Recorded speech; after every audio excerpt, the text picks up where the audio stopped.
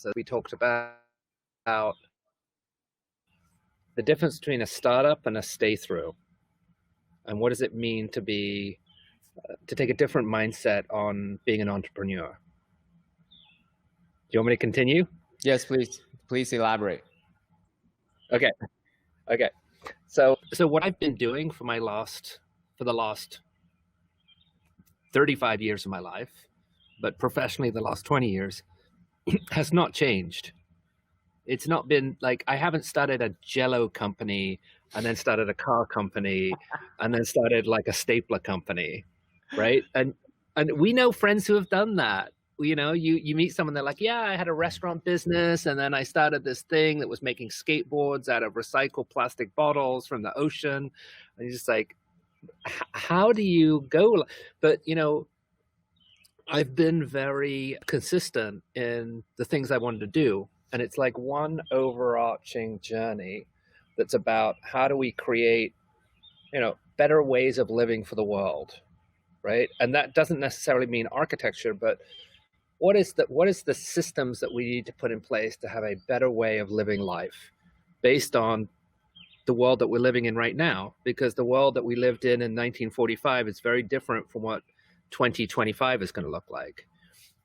And so, along that line, there's a period where I did a nonprofit, I did a for-purpose design studio, I worked for a foundation, and now I have a hybrid organization that's doing some work philanthropically, but also I'm coming up with a for-profit venture, which is more to do with kind of direct engagement around architecture and living.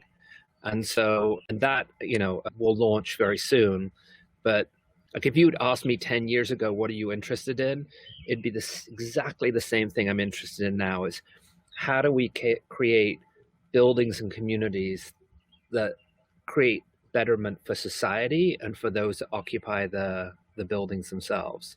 So, the idea of startup sounds like I have an idea, I want to get it out there, and if it gets funded, then I'm going to believe in that idea. That to me is crazy. It's crazy, right? It's kind of like saying, like, I think I like mango ice cream. I'm going to launch a campaign for me to try mango ice cream. And then you eat it and you're like, nah, just didn't work out. Just couldn't get it together. I'm really into pistachio now, right? It's just, for me, it's like when you have a real purpose-driven company or purpose-driven philanthropy has legs, and it's evolved and it's moved, and it's so, yeah, that to me is the stay through.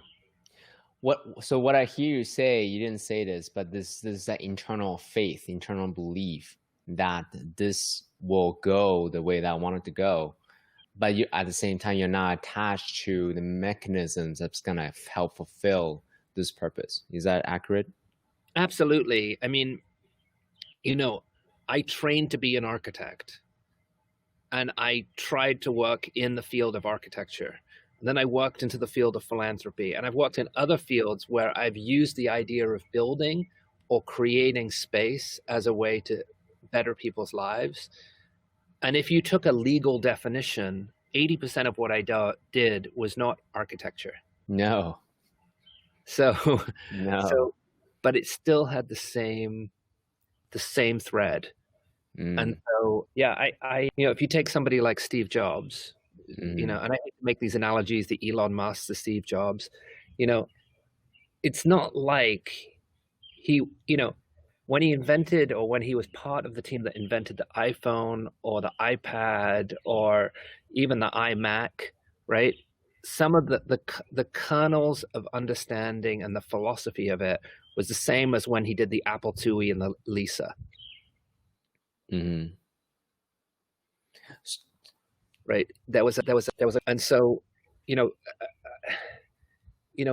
there's a lot of great innovators out there that they just need to find the right time to have their solution discovered. And that's what luck is. It's perseverance and strength to believe an idea that will suddenly get elevated into the social conscience. And most people don't understand that. They just say, oh, he was lucky. She got really lucky with that idea. Nobody got lucky with an idea. Maybe that idea was created yesterday and it entered the social consciousness in 24 hours. Maybe that idea was 24 years ago and it entered the social consciousness today, right? It's the same, it's almost the same amount of tenacity and work.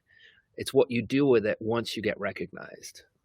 Yeah, it's that overnight success takes 10, 20 years for overnight success to happen. Yeah. Right? And I think it's important to recognize those people that do have overnight successes then spend the next 10 to 20 years evolving that success.